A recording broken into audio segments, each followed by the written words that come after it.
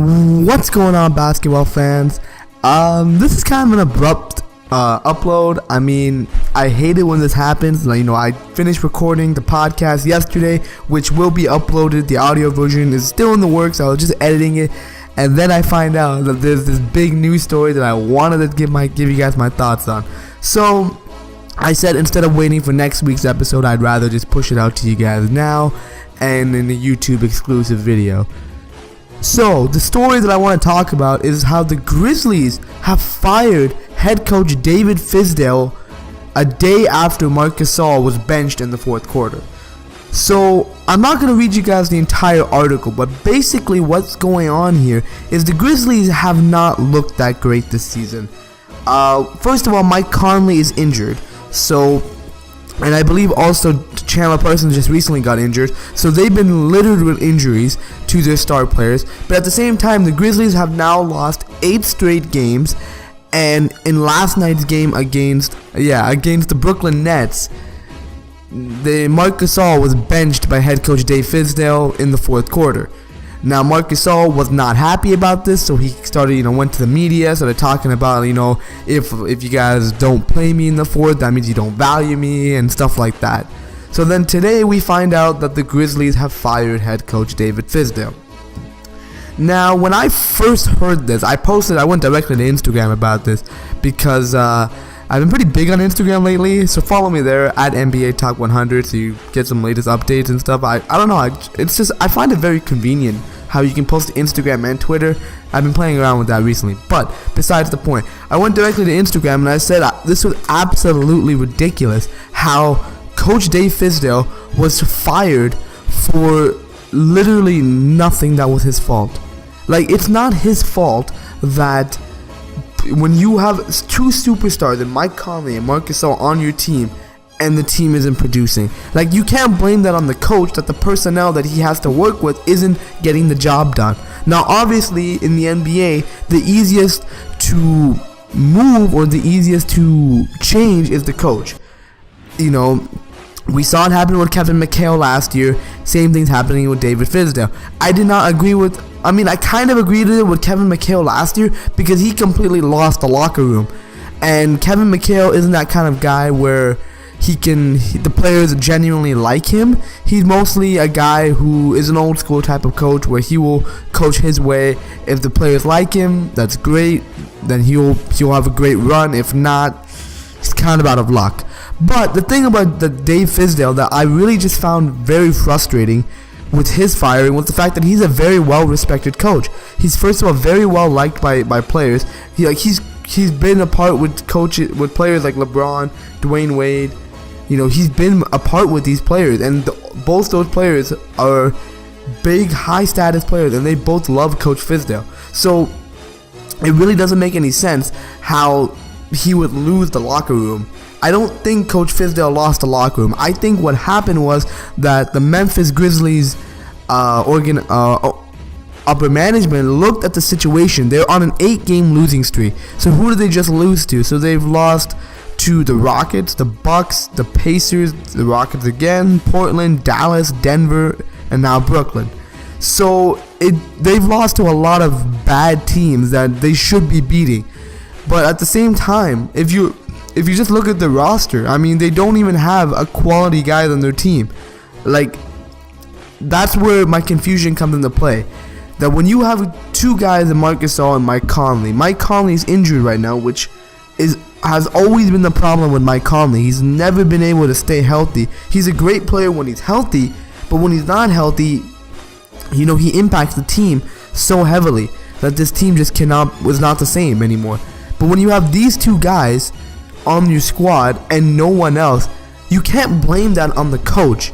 You have to blame that onto the upper management, and that's where my frustration lies, is that this whole situation is supposed to be blamed on the upper management because it's the front office who did not do their job correctly and did not put a team around Conley and Gasol so that Coach Fizdale could have guys who can play and coach the way he wants to coach. I really think that Coach Fizdale doesn't even get a fair shot to showcase what he can do as a head coach in the NBA. So that's where my problem lies. I just feel this was completely unfair for Coach Fizdale. I think he is a very respectable coach, and I think he's someone, if given the proper opportunity, will be able to thrive. But now he's on the open market. I mean, which leaves me with two questions now. A, where will Coach Fizdale end up? And B, what should the Memphis Grizzlies do now? Because apparently JB Bickerstaff is now the new interim head coach in the meanwhile. Do I think that will stay long term? I don't know. I don't think so, however, because I think he was the coach. JB Bickerstaff was a coach of the Phoenix Suns, I believe, or was he the interim of Sacramento? I don't actually remember, but he is now the interim for the Memphis Grizzlies. I don't think that will last. Now, I'm going to answer question B first. What should the Memphis Grizzlies do from here? Now, the Memphis Grizzlies are in a very tough spot. As I said, they're currently 12th in the Western Conference, 7-12 record, and they have lost 8 straight games. So they're 1-9 in their last 10. So it's really just becoming more apparent that this team just needs to blow it up. When you have guys like Marc Gasol coming out and saying that he's not happy, he doesn't like losing, if he's talking about being valued, then at some point you're going to have to, tear this thing down and rebuild. And I think the best time, there's no better time to do that than now. I mean, Marc Gasol isn't getting any younger. He's 32 years of age, and he's currently at the peak of his career. I mean, he's averaging 19 points, 9 rebounds, 4 assists. I mean, those are solid numbers for an NBA center. And I think any contender would love to have Marc Gasol on their team, because he's just that all-around center that every team wants, He's that guy who can pass, he can shoot, he can defend, He's just that guy, overall guy who you want on your team. And Mike Conley, we've seen what he can do. The only problem with him has been his health. But I think the Grizzlies can recuperate a lot of value if they want to blow it up, which is what I think they should do. Because you'll hear me in the podcast, I was talking about the same situation with the LA Clippers, as the Western Conference is just so stacked that it's at a point where teams like the Grizzlies, teams in the middle, need to seriously decide, is it worth it to try to compete in this stacked conference, or should we build for the future? Which at this point, the Grizzlies, they're already losing games, may as well throw away this season, tank for the rest of the season, try to get a high draft pick, and maybe recoup some value, get more young talent by trading away someone like Marc Gasol. Now, this leads to the question, where would they trade Marc Gasol to? Like I said, a lot of contenders would love him. I think he'll be great in San Antonio. I think he'll be great in teams like Toronto, Washington you could really use him. Boston could use him. He has so many places where he can go. But again, it's all about if the Grizzlies get the best deal. But I think that's the direction the Grizzlies need to head in. They need to rebuild. They need to blow this thing up, because it's just not working. Firing Coach Fizdale, I feel, won't do anything for this team except just, create some buzz in the media. It's not going to do anything. It's not going to change the fact that this roster sucks. These guys, there's no legitimate scoring option after Gasol and Conley. And if the front office, I feel that the front office needs to be shaken up, because something needs to change here. I feel that this team has to stop building from free agency. If your best signing in the offseason is Ben McLemore, then there's something wrong here. That can't be it. You can't just build a team from free agency. You have to build from the draft. You have to draft young guys, and there's no better time than now to draft young players, because there's so much influx of young, great talent coming into the league. We got the Marvin Bagleys, we got the Michael Porter Juniors. Those are just guys in next year's draft who are already touted to be superstars, potential superstars. So if the Grizzlies can get one of those guys, then they can build towards the future. But that's just my thought. I think the Grizzlies should rebuild. Now, moving on to the second question I had was, where would head coach David Fizdale go from here? Now, like I said, I respect David Fizdale. I was really aggravated and really annoyed at the fact that he was fired for such stupid reasons as he benched Marc Gasol. Marc Gasol needs to be a little bit more respectable at the fact that, hey, you're getting blown out. Maybe coach is trying to tell you something, that, look, you're losing to the Brooklyn Nets.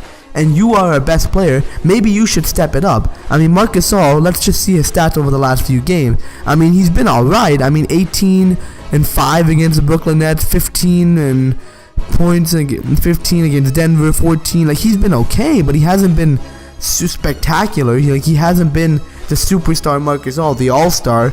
And I get it, some of that is attributed to the age and injuries and whatnot, but still, Coach Fizdale should not have been fired for this.